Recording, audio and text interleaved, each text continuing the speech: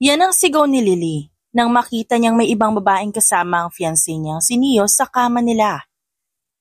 Anger rushed into her system. Tila may muscle reflex sa kanyang kamay, nakahawak agad siya sa buhok ng babae na ngayon napapadaing sa sakit. Kapal na mukha mo makipagtalik sa fiancé ko sa kama namin? Naalerto naman si Neo. Lily. Sinusubukan nitong lumapit sa kanya. Ngunit umiling naman ito habang hindi pa rin binibitawan ang buhok ng kirida. Huwag mong tangkain ang paglapit. Kung ayaw mo malagutan ang hininga tong kirida mo. I didn't mean to. Didn't mean to? Napasinghal siya. Neo, naririnig mo ba sarili mo? You didn't mean to what? Hindi mo sinasadyang dapuan ng libog. Kaya biglang nagdala ka ng babae sa kondo ko? Ano? Hindi mo sinasadyang magdala ng babae tapos maghuhubad sa kahayaang pumaibabaw sa'yo, is that it? Kondo natin. Pagtatama nito ngunit umiling si Lily. The heck, kondo natin? Baka nakakalimutan mong pinatuloy lang kita kasi pinangakuan mo kung pakakasalan mo ko. And really? Talagang ang kapal mo magdala ng babae dito, ha? It's because you can't give me what I need. Ang alan niyo? Ang sex? Can't you just respect my virginity for now? Matagal ko nang sinasabi sa'yo, di ba? Nasa ako na isusuko ang bagay na yun kapag kasal na tayo. Alin ba doon ang mahirap intindihin? O baka hindi mo na maintindihan kasi sobrang tigang ka na? Words, Lily. Wala akong pakialam sa words ko, Neo. Traidor ka, hayop, gago.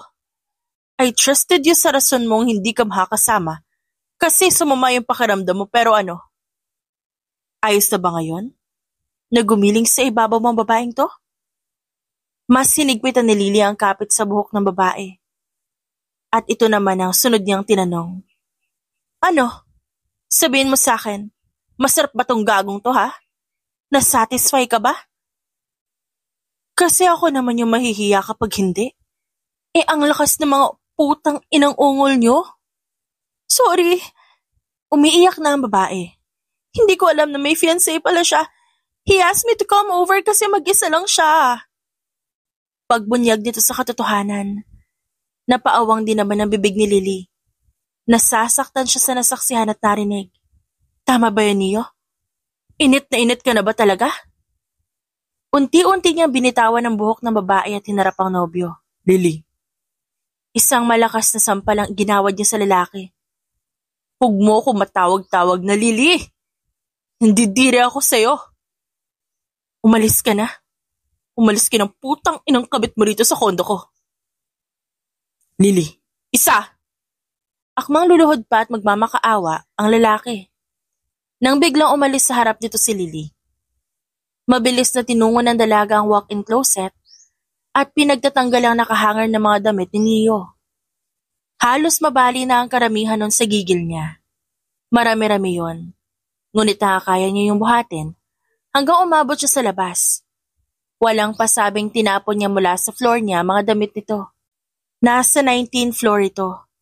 Kaya wala nang pakisilili kung paano kukunin ni Neo ang mga damit nito. Lily, yung mga damit ko!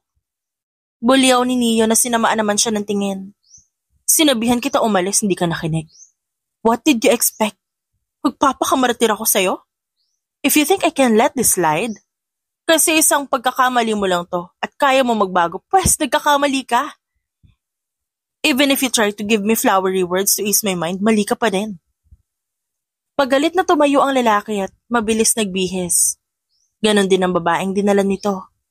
And as soon as they're gone, doon na siya napaiyak ng todo. Hindi niya makuha kung necessary bang ibigay ang pagkabirhen sa fiancé bago ang kasal. Some might give it away because they love the guy.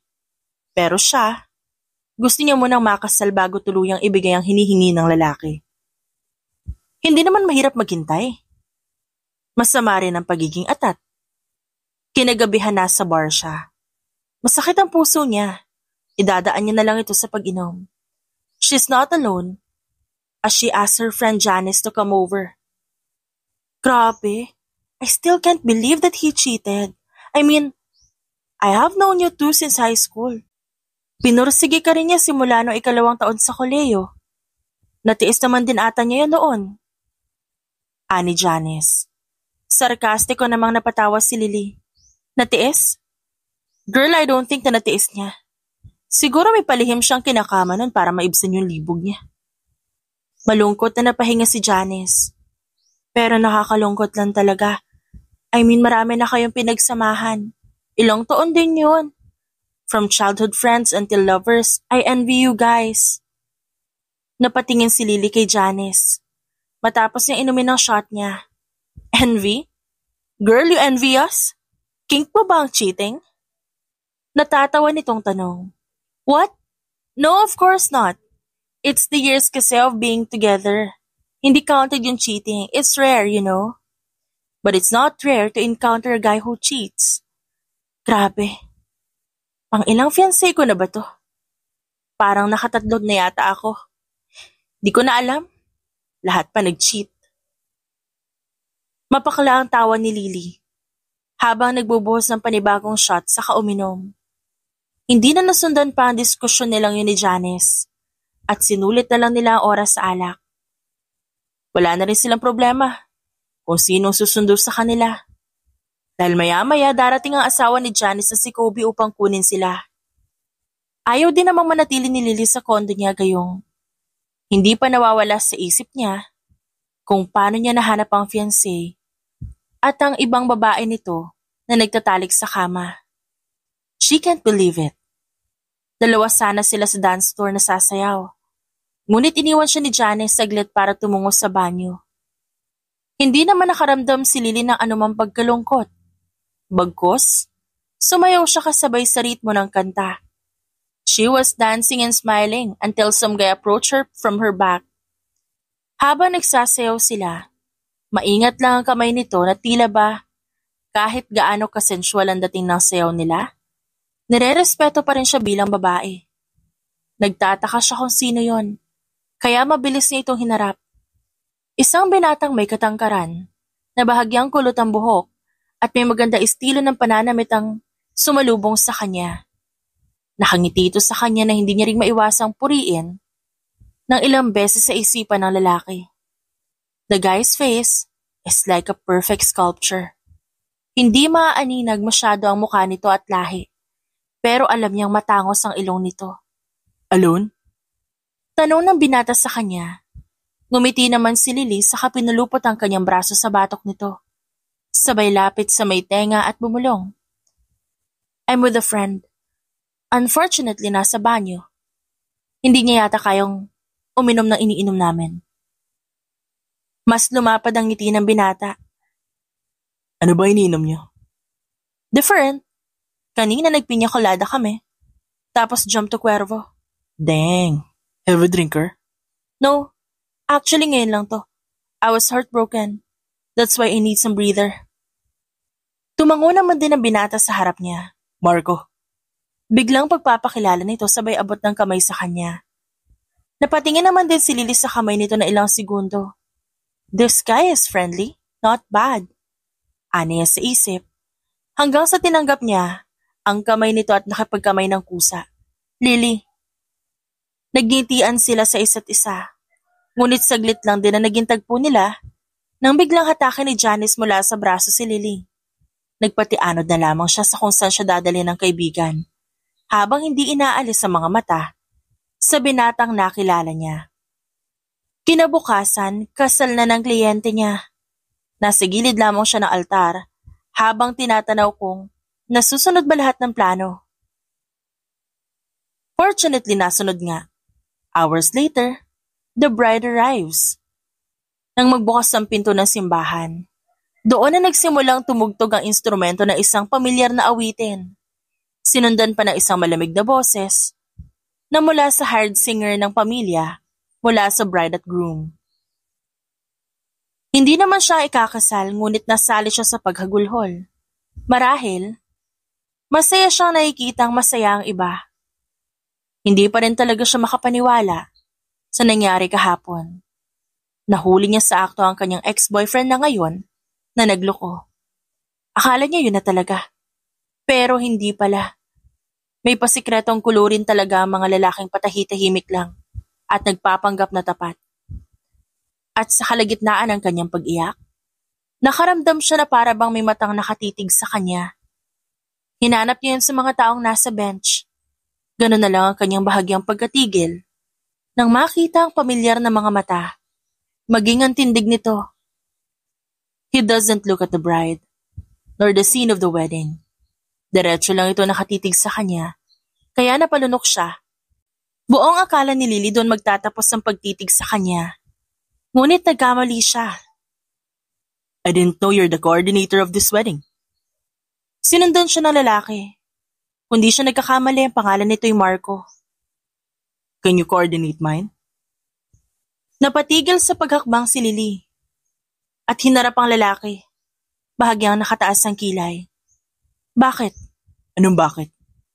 Why do you want me to coordinate your wedding? Kasi kung ang irarason mo lang ay nagkita tayo sa bar kagabi, it's not enough to convince me that you wanted me to coordinate your wedding at isa pa. Humalukip-kip na rin ang binata at naghihintay sa sasabihin niya. Judging by his looks, he seemed invested in what Lily is about to say.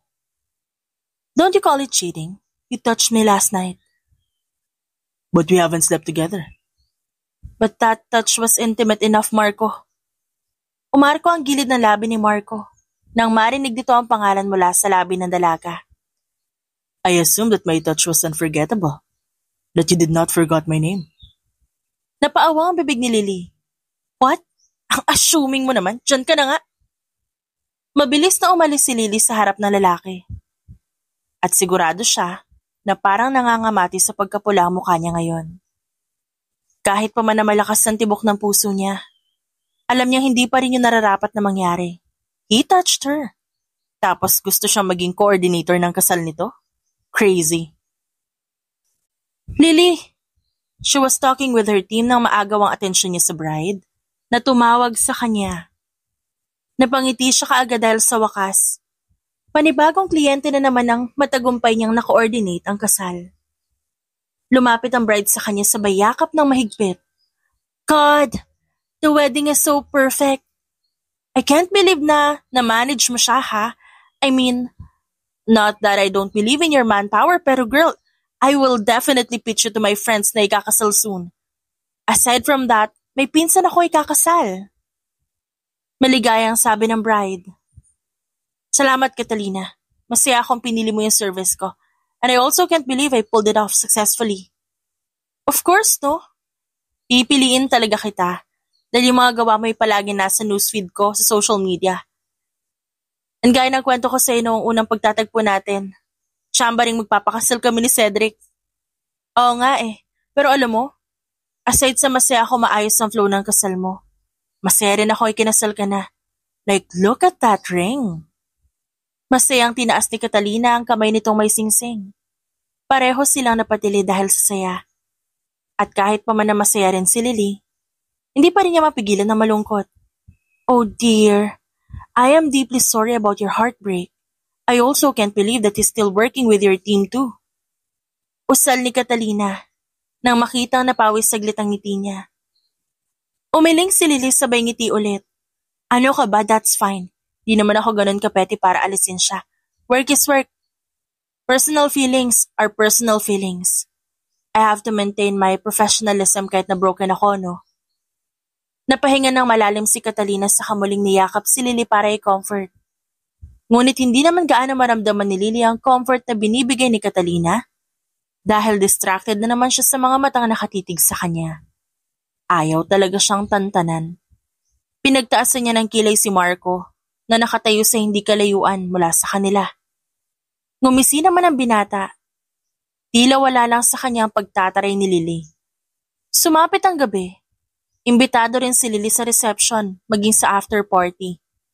So far, ito ang kauna-unahang beses na makakadalo siya sa ganitong event. Naging close din naman kasi sila ni Catalina, kaya ayaw din ito umuwi siya ng maaga. In fact, hindi naman talaga siya uuwi ng maaga. Kailangan niya pang i-monitor ang ganap sa reception. From the church to the reception, abala pa rin ang team ni Lily sa pagmamonitor. Busy? Sa pamilyar na boses na yon, hindi niya kailangan pang tingnan kung sino. Ano na naman bang kailangan mo, Mr. Marco?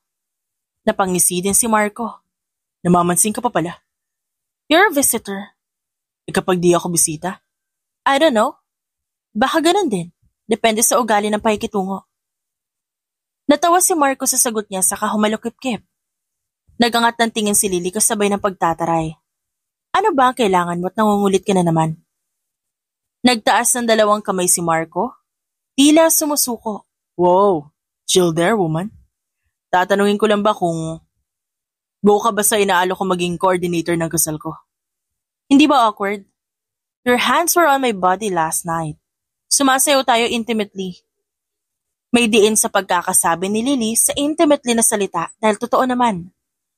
But it's just one dance. Di naman tayo nagbiglang liko. Kahit pa.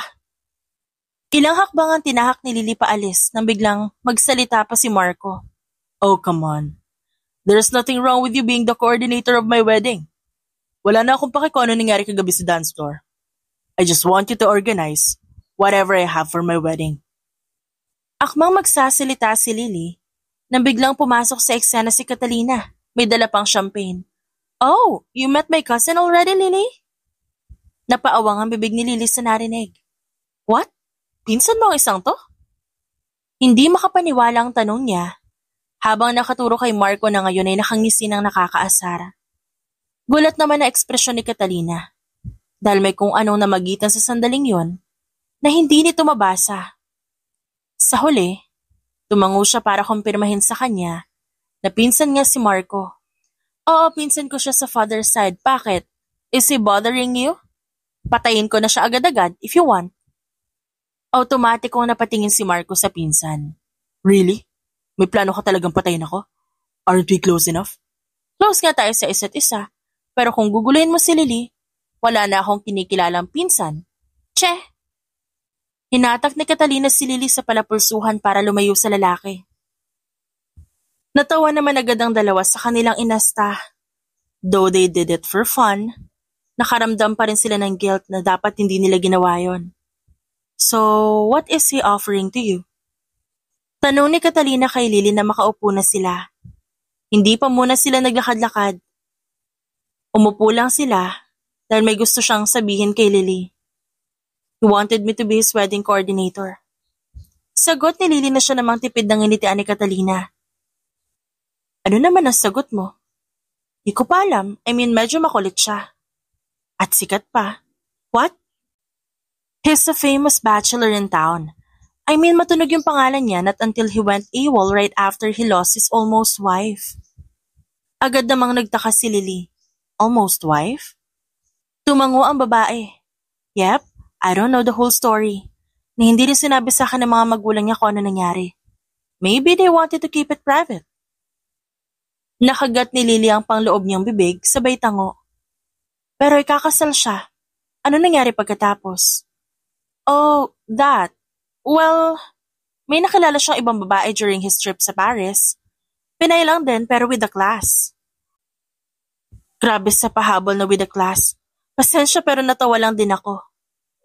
Kung hindi ganun ha, if you're thinking na pinapabatid kong walang class yung mga kagaya nating Pinay, you're wrong. What I meant is that girl he's going to marry came from a very wealthy family. Like grabe yung outfitan niya. Try to imagine that you're seeing a London Fashion Week. Hindi nga lang matatawag na week kasi daily. Really? Ba't wala siya dito? Nagkibit palikat si Catalina. I don't know either. Malamang busy yun sa pag-endorse ng clothing line sa international. Napataas ang kilay ni Lily. Wow, bigatin pala. Yep. But don't worry. It's not like it's all of her hard work. Nakapasok lang din siya dahil sa ama niya. Lumapit si Catalina sa gilid ng dalaga sabay bulong na, it's always her daddy to arrange everything for her. Napatawa si Lily sabay-saway sa babae. Their whole talk was about Marco and his fiancée. Kahit na ilang beses yung pinigilan ng babae mula sa pagkukwento ng mga hindi naman kaaya-aya tungkol sa fiancé ng binata, wala siyang ibang magawa. Alam mo, magiging parte ng pamilya niyo yung fiancé niya tas ikaw binabadmouth mo. Usal ni Lily habang humahagikik pa rin. Well, she kinda deserved that though. Na-OA yan ako sa pag-uugali niya. At saka isa pa hindi pa ako nakamove on mula sa isang beses yung pagtataray sa akin. Ayos lang sana ko accidentally umira pero hindi eh. Humalukip-kip si Lily. So may rason pala. Mismo, tumawa ang dalawa hanggang sa iniwan siya ni Catalina dahil tinatawag na ang atensyon nito para salubungin ng mga bisita. Napagtanto naman ni Lily na muntikan niya na makalimutang nagko-coordinate pala siya ng kasal. She was about to stand when Neo, her ex, stood in her way. Ang mukha nito'y parang nagmamakaawa. Pero wala na yung epekto sa dalaga. Anong kailangan mo? Let's talk, please, Lily. At ano naman pag-uusapan natin, Neo? Magmamakaawa ka ba ulit na bigyan kita ng isang pagkakataon? It's just one mistake, Liliana. Kaya ko magbago. One mistake yun, oo. Pero inisip pa ba may impact yun sa akin? Tinimbang mo ba ang pagkakamali mo? Bago mo gawin? I didn't know you're coming home that early. Oh, so kung di ako umuwi ng maaga, hindi ko malalaman yon. Is that it? Ganun ba yung gusto mo iparating sa akin, Neo? Kasi kung iisipin, nagmamakaawa ka pero gago ka. Nonsense ang sinasabi mo. Akmang aalis na siya nang bigla naman siyang hawakan ni Neo ng mahigpit sa braso. Sayang lang yung pinagsamahan natin dahil sakitid ang utak mo. Napatawa si Lily sabay irap. Kahit sabihin mo pa makitid ang utak ko, I caught you red-handed. You can't change the fact that you cheated on me. Tapos ngayon nagagaslight mo akong kasalanan ko dahil makitid ang utak ko? Nasayang yung ilang taon natin? Baka nakakalimutan mo, ikaw ang unang sumira sa ilang taon natin. Dahil dyan sa ugali mo. Mahiya ka naman, Neo. Hindi dapat ako yung mag-adjust para sa'yo. May sasabihin pa sana si Neo nang biglang dumating si Marco. May problema ba dito? Tanong nito. Nagangat ang tingin si Lily sa kanya habang si Neo naman, mariin pa rin ang paraan ng pagtitig sa dalaga. Lily tried to smile and was about to deny the problem nang bigla siyang hatakin ni Marco papunta sa direksyon nito. Nabunggo naman si Lily sa may kakisigan nitong dibdib dahil sa lakas ng impact ng pagkakahatak. Anong ginagawa mo? Nag-uusap kami pre.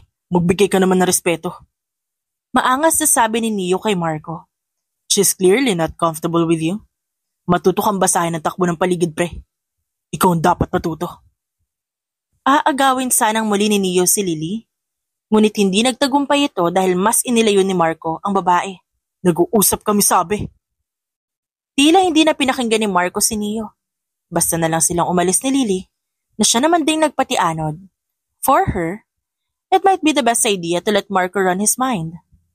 Nang makalayo-layo na sila, siya naman ding pagkatanto na nasa isang mini garden na sila. May dalawang swing sa may gitna, kaya doon sila umupo. Wala munang umiimik. Kahit si Marco na marami sana itatanong, hindi man lang nagsalita. Why do you have to be with that guy? Hindi mapigil ang tanong ni Marco sa dalaga. As much as he wants to remain silent, pakiramdam niya mababaliw siya kapag di siya nakapagtanong. Napabuga naman din ang malalim na hininga si Lily. Saka nagkibit balikat. Well, hindi ko alam. I wanted to think it happened coincidentally. Pero parang pinlano naman yata ng isang yon ang lumapit sa akin. Hindi man nakikita sa mga mata ni Lily, nag-igting ang panga ng binata. He was frustrated. Anong ginawa niya sa'yo? Typical guy problem. He cheated while we're engaged. Narinig niyang nagmura ang lalaki. Nang marinig ang sinabi niya kaya napatingin siya dito. At bakas nga sa mukha nito ang pagkainis, na hindi rin mabasa ni Lily kung naawa ba ito sa kanya o nakikisimpatya. Actually, he reasoned out. Sinagot niya na gawa niya raw yan kasi hindi ko mabigay sa kanya yung hinihiling niyang sex. I raged after that. Napapatanong ako na talaga bang kapag ikakasal kailangang isuko ang pagkaberhen bago tuluyang makasal? I mean, I don't mind it. Pero kasi traditional akong tao eh. Napalunok naman din si Marco. Tapos yun, nagalit pa rin ako. I kick him out of my place. Sinabi niya pang kondo raw namin yun. But he's definitely wrong. Kaya lang siya nandun sa kondo ko. Pinatuloy ko siya kasi malapit na kami kasal. Sana.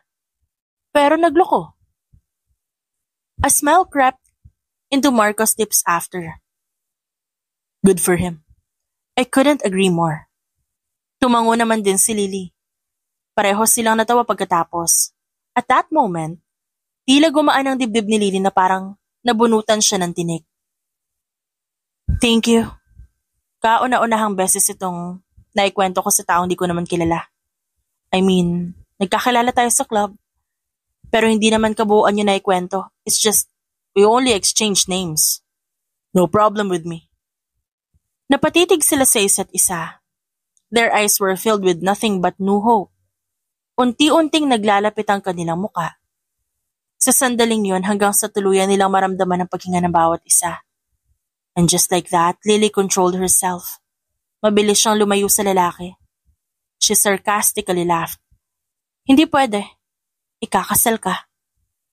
Akmang aalis na sana siya nang may maalala. And by the way, papayag na ako maging wedding coordinator ng kasal mo. It's the least thing I can do to repay what you've done tonight. Thank you. Matapos nun, mabilis siyang umalis. Lakad-takbo ang ginawa niya hanggang sa tuluyan na siyang nakalayo sa mini-garden. Hindi rin niya mapigilang damhin ang malakas na tibok ng kanyang puso. Should not feel this. Mali ito. Bulong niya sa sarili, na tila hindi naman nasunod na dapat pang mangyari.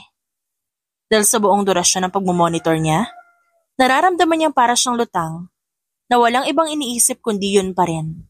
Sinubukan niya magliwaliw gamit ang phone niya, pero hindi mawala-wala sa isipan niya. Maybe that was really unforgettable even if it's wrong. Kinabukasan, she made sure na mababalik at mababayaran ang lahat ng kagamitang pangkasal na kanilang inarkila. Nasa puntong magpapahinga na sana siya nang biglang tumunog ang phone niya.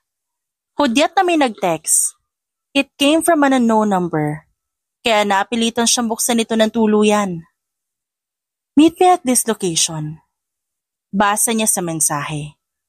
Sumunod naman din agad ang isang pinned location. Kaya yun ang pinindot niya. And she found out that the place isn't that far from where she is.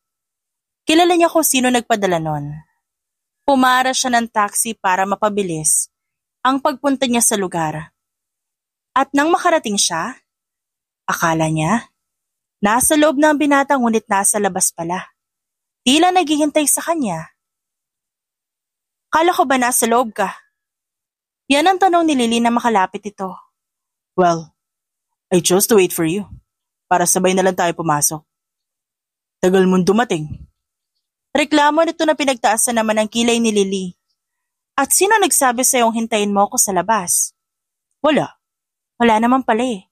Nagrereklamo ka sa sarili mong desisyon. Tara na nga. At sabay nilang tinahakan ng das, papasok sa isang cafeteria. The smell of brewed coffee welcomed the two. Pareho silang napatingin sa isa't isa sa kanapangiti. Sinamahan muna ni Marco si Lily na pumili ng mauupuan. He made sure that it's near the window, trusting his instincts. Paborito mo ring spot to? Tanong ni Lily sa binata. Umiling naman ang lalaki. Noon hindi. But the moments after we sat here together, it's also became my favorite spot. So napuntahan mo na to noon? This was her favorite cafeteria. Ah, okay. Pareho pala kami. Until now. Binigyan naman ng diin ni Lily ang isang mapanuring tingin si Marco. You know, it's rare for me to see men noting details about their love, even the small ones. I appreciate you for that. Ang swerte ng mapapangasawa mo. I am sure about that. Nakangiting saad ni Marco.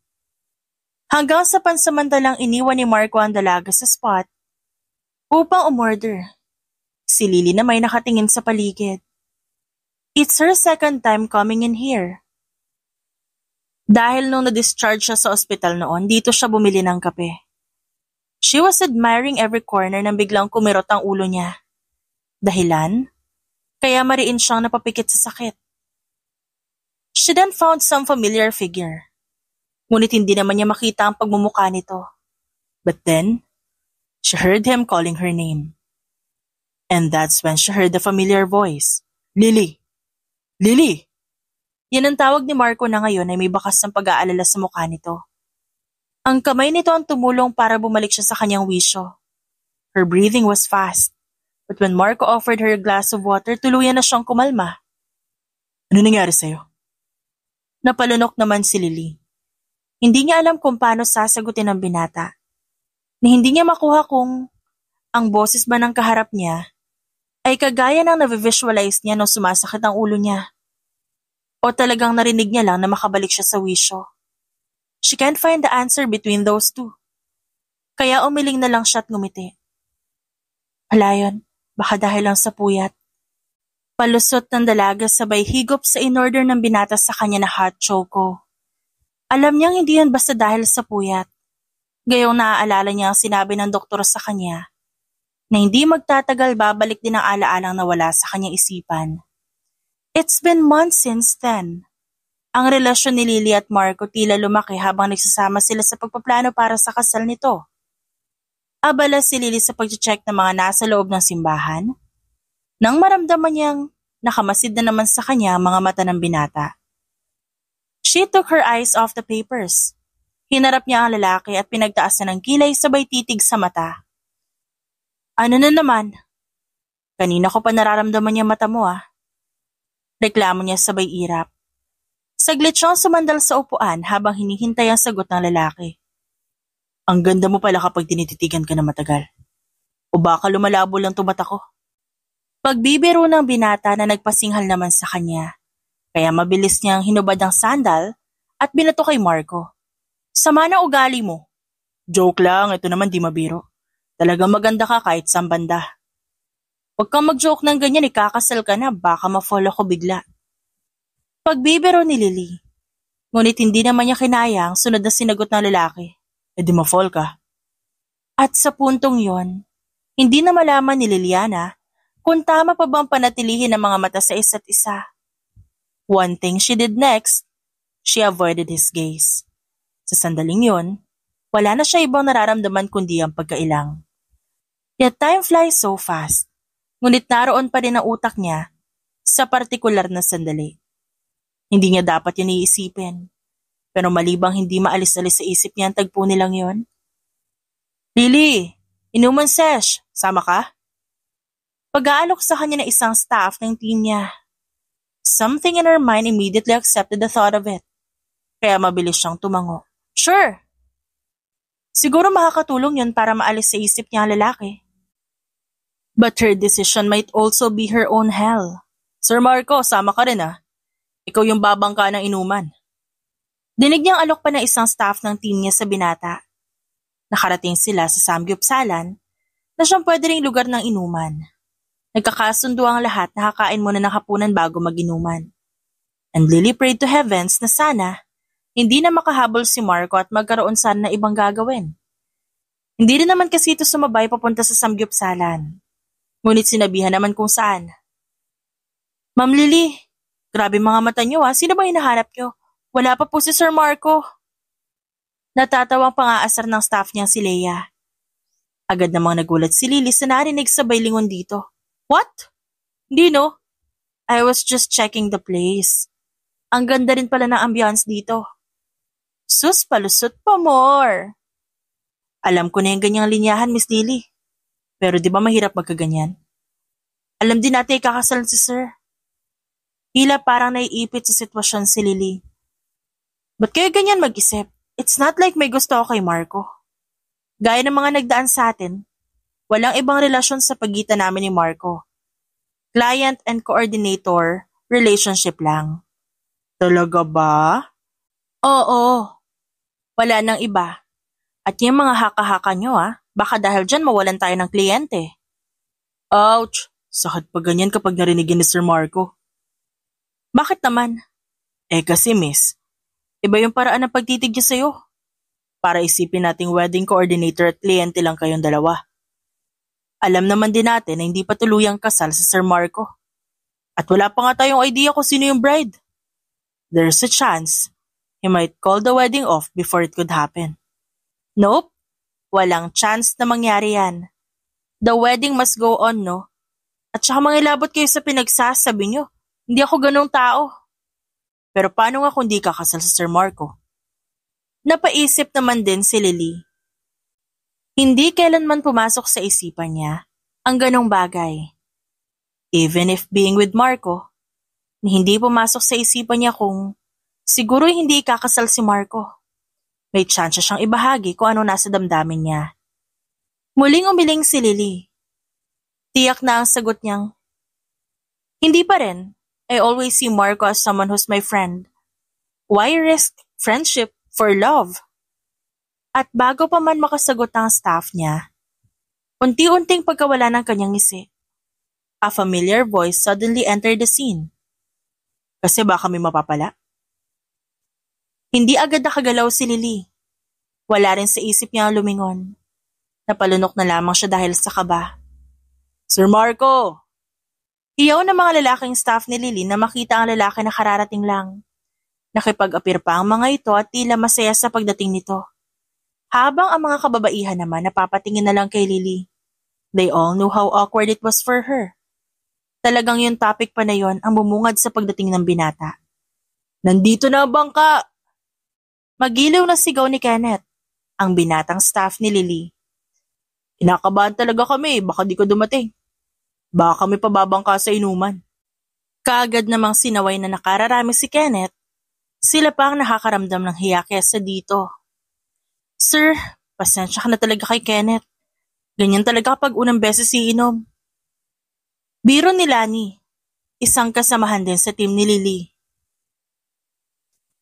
Napatawa ang karamihan.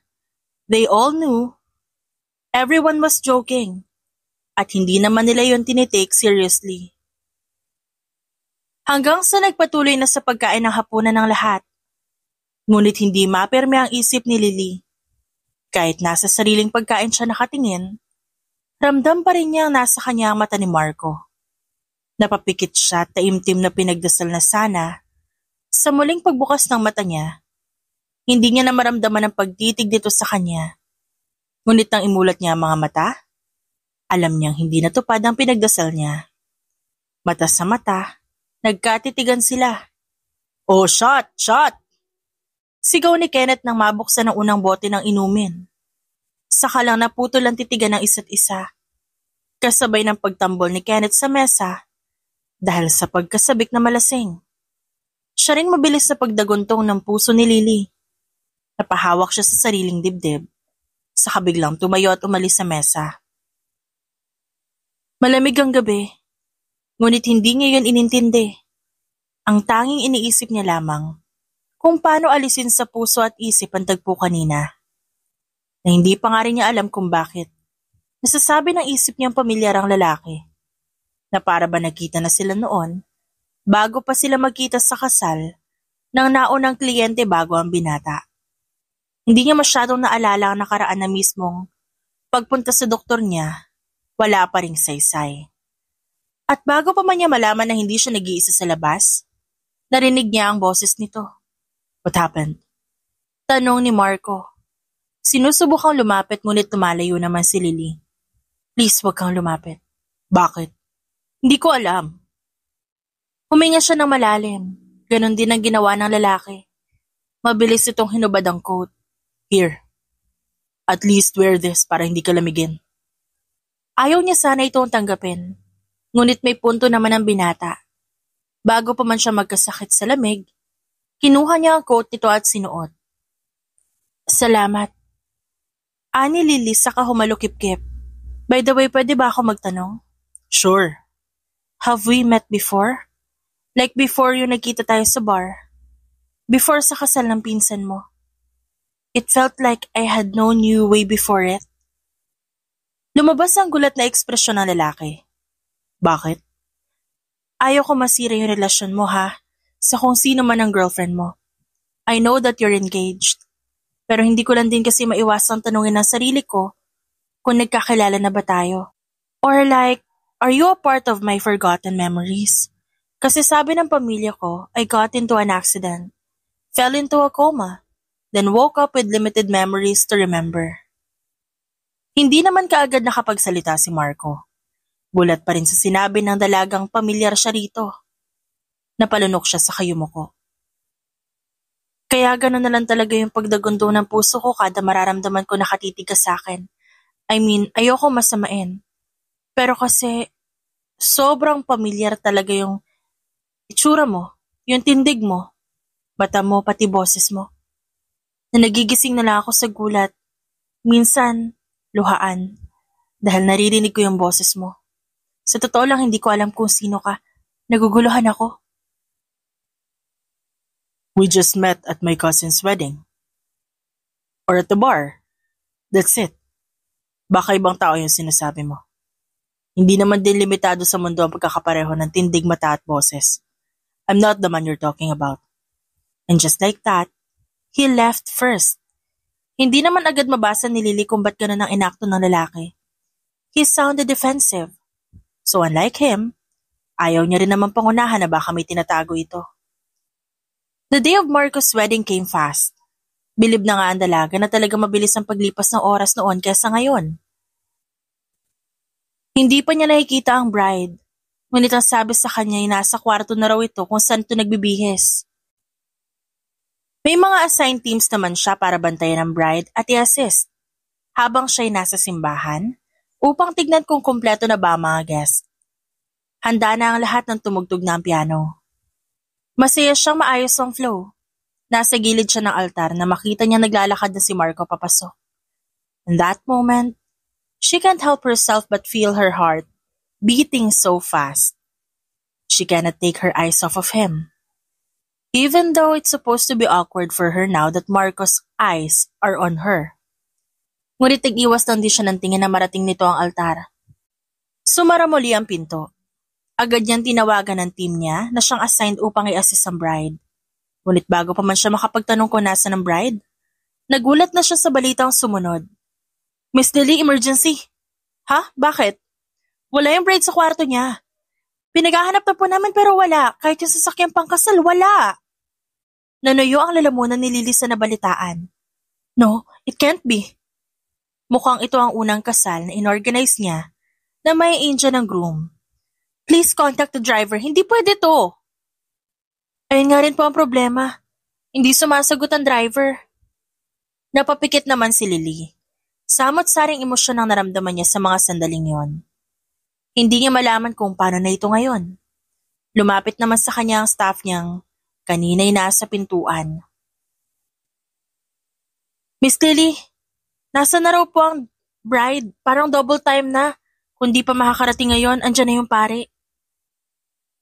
Napalingon naman si Lily sa altar. Nakitang naroon na nga ang pare. Nasa kanya rin ang mata ng binata. She felt tense. Binalik niya sa kanyang kasama ang tingin sabay na palunok. Wala ang bride. Po? Mukhang tinakbuhan si Marco. Ako, paano po yan? Sayang yung paghahanda sa kasal na to kung tatakbuhan lang din naman. Yun nga ang problema eh. Bago pa makasagot ang kausap, narinig niya ang boses ni Marco na kalalapit lang. What's happening? What's taking the bride so long? Sir, kinakabahang saad ng kasamahan ni Lily. Ngunit hindi naman ito natinag ang atensyon ng binatang nasa dalaga lang. Where's my bride? She's... Tell me. She ran away, Marco. Umalis siya, hindi namin alam kung nasan siya ngayon. Hindi na pinatagal ni Lily ang katotohanan. What do you mean? Hindi siya mahanap ng mga staff ko.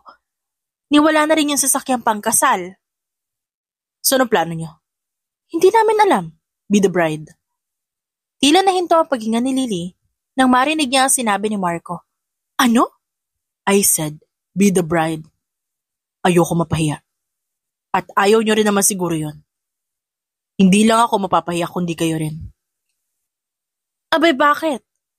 Nag-coordinate lang naman kami ng kasal na to ah. Ba't kami mapapahiya? It's not like kami yung nawala ng bride. Nagigting naman ang panga ng binata. Nilingon ng binata ang tumutugtog ng piano sabay senyas sa magpatuloy sa pagtugtog. Saka naman ding paghigit ito sa braso ng dalaga. Whether you like it or not, you'll be the stand-in. Don't make me lose my face in front of everyone. Pinal nitong sabi na makarating sila sa harap ng altar.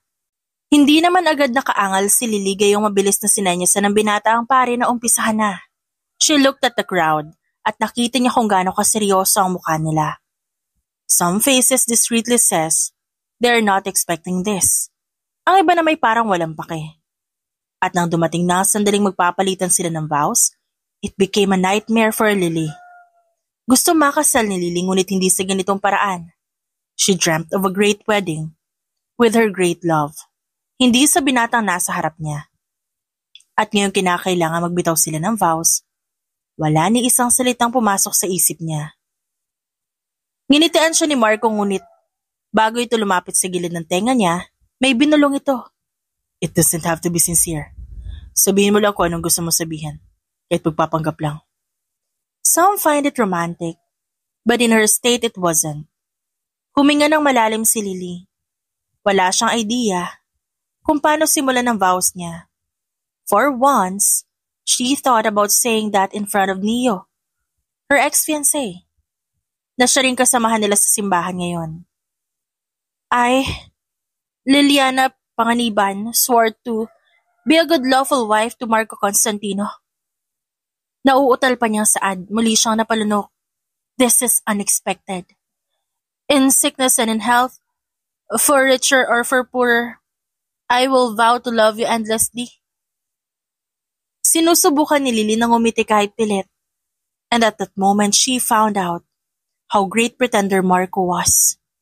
Kahit hindi masaya ang pagitan nila, nakangiti pa rin ito na parang masaya. I, Marco Constantino, forever swore to be good lawful husband to Liliana Panganiban.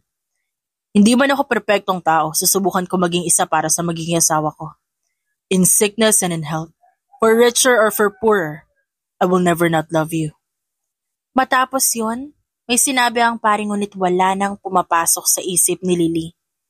Her eyes were fixated on Marco. Ngunit na umabot na sila sa puntong maaari ng halikan ng groom and bride, saka lang din siya nawala ng malay. Walang alam si Lily sa nangyari, o kung anong rason kung ba't siya nahimatay sa gitna ng pangyayaring yon. Nagising na lamang siya na nasa isang kwartong hindi pamilyar. Dark minimalist ang interior design ng kwartong yon. Agad niyang nahalata na panglalaki. You're up?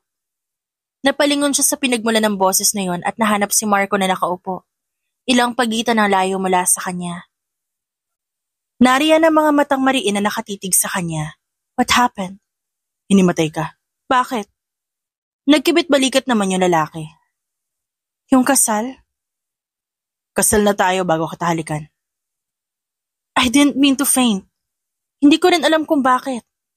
Stress? Maybe? I called the doctor. Had you checked and was told that you're fine. Napangisi naman si Lily. Nag-alala ka? I have no time for that. You're the stand-in. Responsibilidad kita. Napawi ang ngisi sa kanyang labi nang marinig ang sinabi ni Marco. Right. Stand-in lang siya. The unexpected stand-in. Sinubukan niyang umiti ulit, ngunit pilit na yon. Gusto niya masaktan pero ano naman ang iisipin niyang rason? Napansin ng lalaki na tumayo siya kaya tumayo na rin ito. Where are you going? Banyo. Saan ba banyo dito? Mabilis naman din siyang sinabihan ng lalaki patungkol sa direksyon. Yun din ang sinunod niya na makalabas siya ng kwarto. Hindi naman niya maiwasang puriin na nakikita niya sa hallway. Akala niya hanggang kwarto lang ang ganon disenyo ng lalaki. Ngunit pati buong bahay yata ganon. Ngunit patatawag pa bang bahay ang lugar na kinaroroonan niya? Sa laki ng espasyo sa hallway, ng kwarto kanina, at sa malaking hagdan, isang mansyon? Am I in a mansion? Tanong niya sa sarili na makababa. Tila nawala ang pakiramdam niyang naiihi kanina at binusog ang mga mata sa tanawin. Good morning, Mrs. Constantino. Yan ang batis sa kanya na isang babaeng nakadamit pang katulong. Nginitian niya ito at sa kamarahang nagbaw. Nasaan po ba ako? Mansyon po ba talaga to? Ngumiti sa kanya ang katulong sa katumango. Dinala ka po rito ni Sir Marco matapos ang kasal. Hindi ka po nagigising kahapon simula nung mahimatay kayo. Hindi ko nga rin mapirmis sa isip ko kung ano ba nangyari at kung kailan ka magigising. Nagpatawag pa yan siya ng doktor. Nasabi na may magigising ka rin daw at due of shock lang ang rason kung ba't ka nahimatay.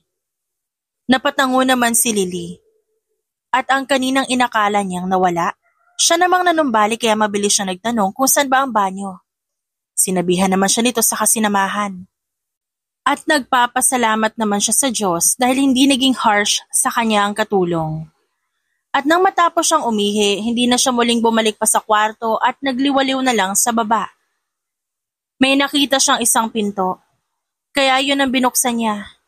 And who would have guessed? Isang paraiso pala ang nasa likod niyon. Napaawang ang bibig niya na makita kung gaano kaganda ang dagat mula sa kung saan siya nakatayo. Enjoying the view, huh? Napalingon siya sa ibabaw niya at nakitang nasa balcony ng kwarto ang lalaki. Ngumiwi lang siya at hindi ito pinansin. Gosh, sa'yo lahat to? Ang ganda!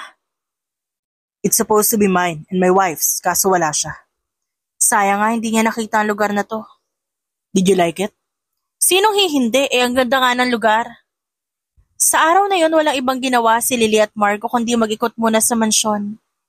Tinutulungan nito ang babae na maging pamilyar sa bawat sulok upang hindi ito malito kung saan pupunta. At maliban sa mansyon, binili rin ng lalaki ang iilang lupa na katabi ng mansyon na siyang pinuntahan din nila. Hindi maiwasan ni Lily na isipin kung gaano kaswerte ang tunay na bride ni Marco, kundi lang ito tumakbo palayo. Nang sumapit naman ang dilim, muli silang bumalik sa mansyon. Sa bakuran sila dumayo nang makarating dahil nagpautos ng lalaki na mag-iihaw-ihaw sila at yun ang ihahain sa kanilang hapunan. At hindi nga siya na-disappoint nang bumungad sa kanilang amoy ng marinated na karne na iniihaw.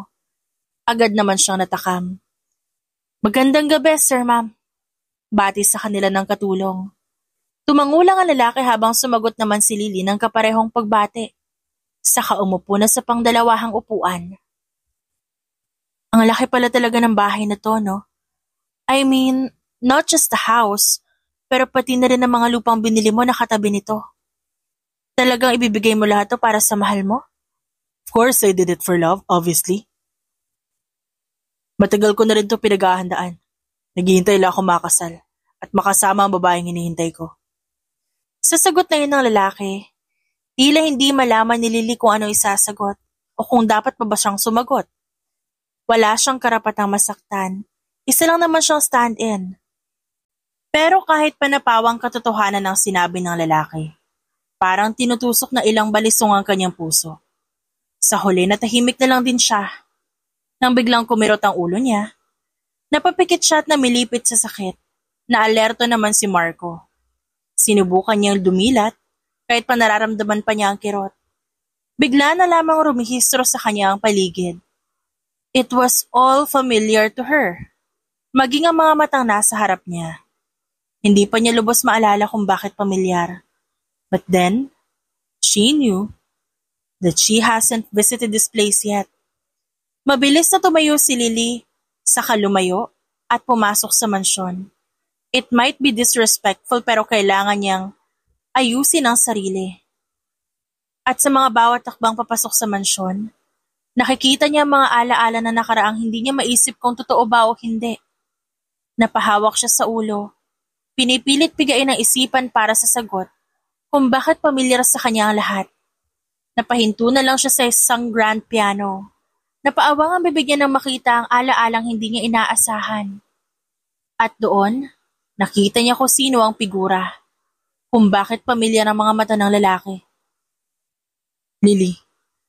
Narinig niyang pagtawag sa kanya kaya napalingon siya dito.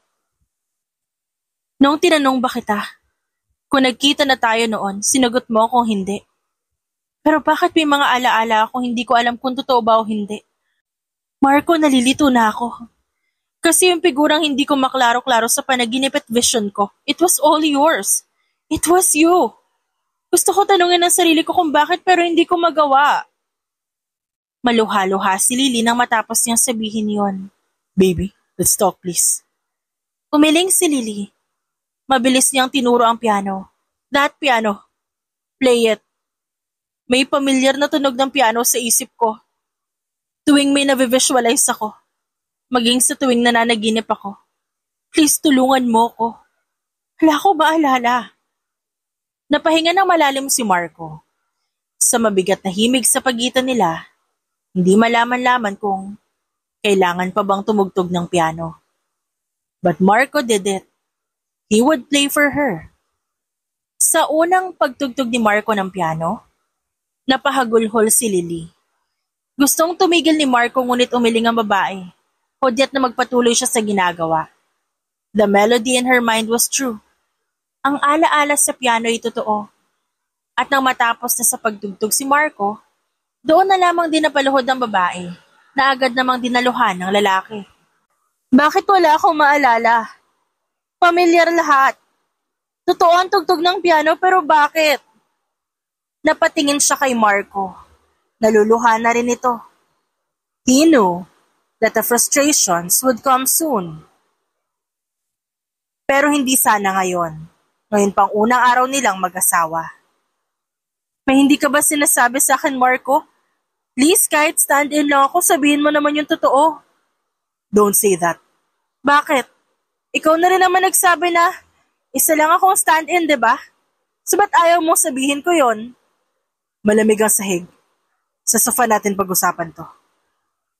At yun nga ang nangyari.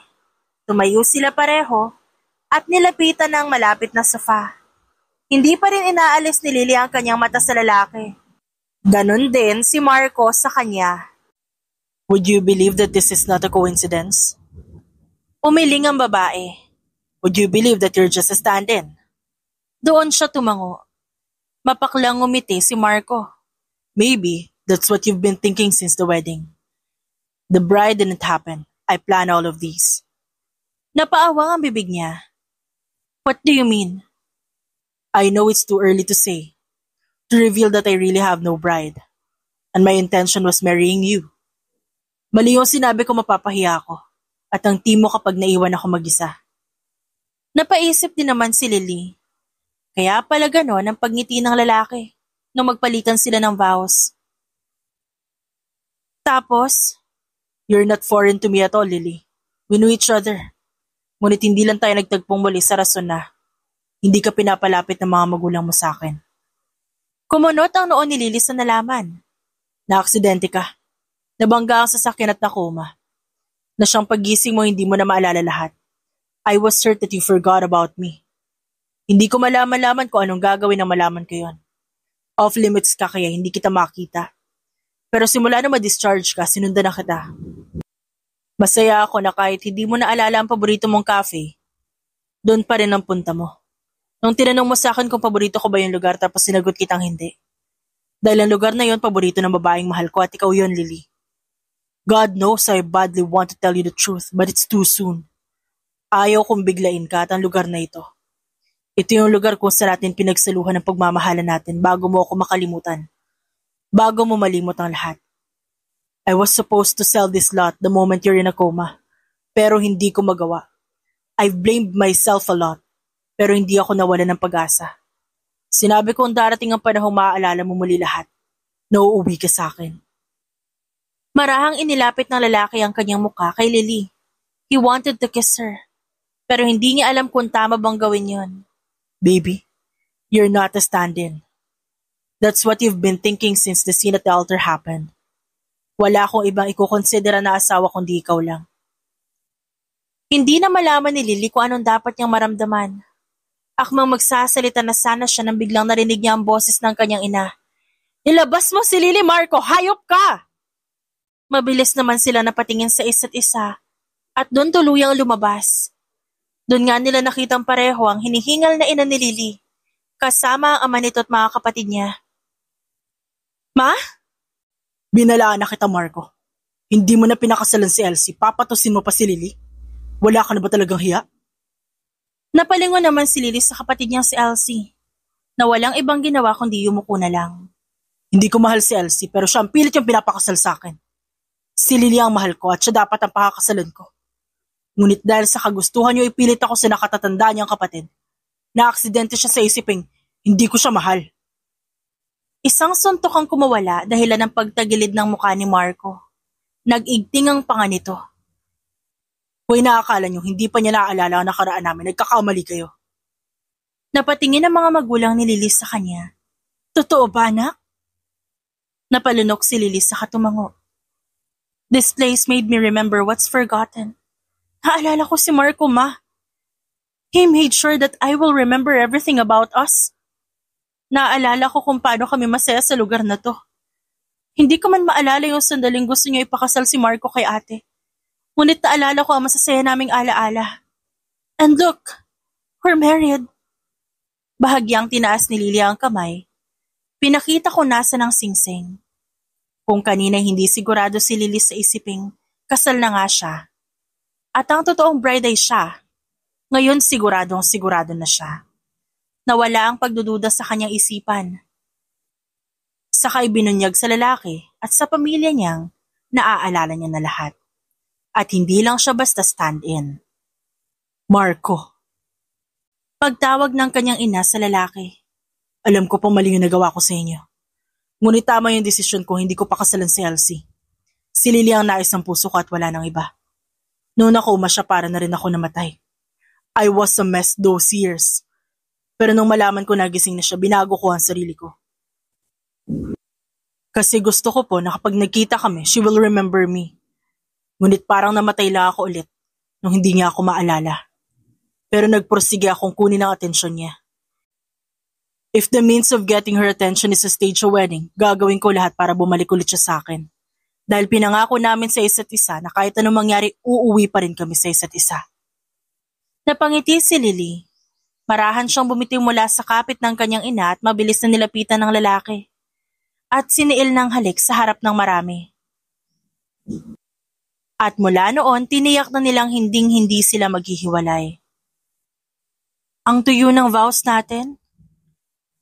Naiilang na saad ni Lily habang pinapanood ang replay ng kanilang kasal. But that's okay. Hindi ko alam ang gagawin ko din dyan.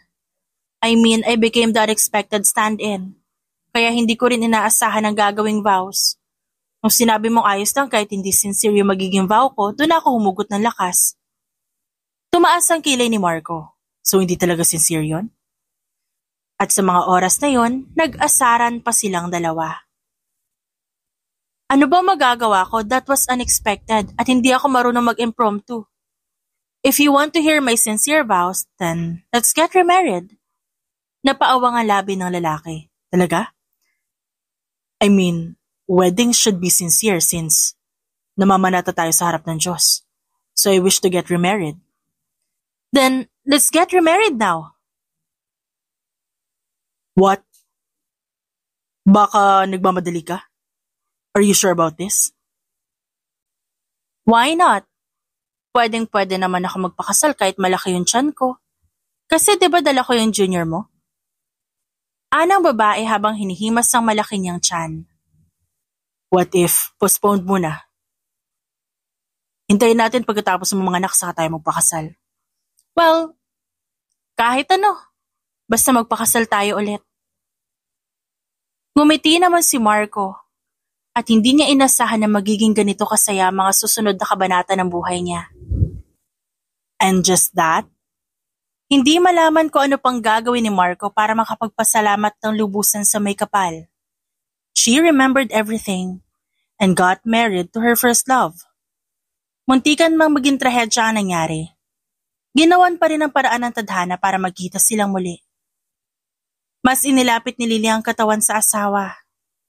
One thing she loves these days is to feel his warmth. Hindi niya alam kung bakit, ngunit parang doon siya mas naglilihi. Hinihiling niya, sana kapag lalabas na ang anak nila mula sa sinapupunan niya, mas maipakita niya ang pagmamahal dito. Hanggang sa umabot sa puntong pumutok na ang panubigan ni Lily. Marco! Tawag niya sa asawa na agad ding dumating. Wait, let me call the ambulance. Praning na ang lalaki ngunit si Lily naman, kahit nahihirapan na patawa pa rin. She enjoys the thought of seeing him being this paranoid. Hindi naman ito ang manganganak pero ito yung umiiyak. Huwag mo akong tawanan dyan ha. Kinakabahan ako baka mapano ka. Sino bang naputokan ng panubigan sa atin? Ikaw pa may ganang masaktan sa atin ha? It's because I'm scared, baby. Di ko alam ang gagawin ko. I feel like I'm a terrible husband right now. Oh, don't think that way. Natawagan mo naman ang ambulansya, ayos na yon. At kung ano-ano pa ang ginawa ng lalaki, na para itong baliw habang naghihintay sila ng ambulansya. Hanggang sa dumating na ang tinawagan ni Marco, and he thanked the heavens countless times, knowing na normal lang ang delivery ng asawa niya. Nakita na rin niya ang kanyang anak at narinig nila ang unang pag-iyak nito. And just like that, pareho silang malakas ng loob na nakamit nila ang happy ending na minsan nasasabi sa mga fairy tales. From being the unexpected stand-in to knowing that Lily's just missing out things. Isang malaking plot twist yon para sa kanya. Ang maging asawa si Marco at magkaroon ng anak dito. Isa ito sa mga bagay na hiniling niya noon at hindi niya inakalang makakamit niya ngayon. Solid ang pagmamahal nila sa isa't isa. Nakampante silang wala na kung sino man ang titibag sa relasyon nila. The end.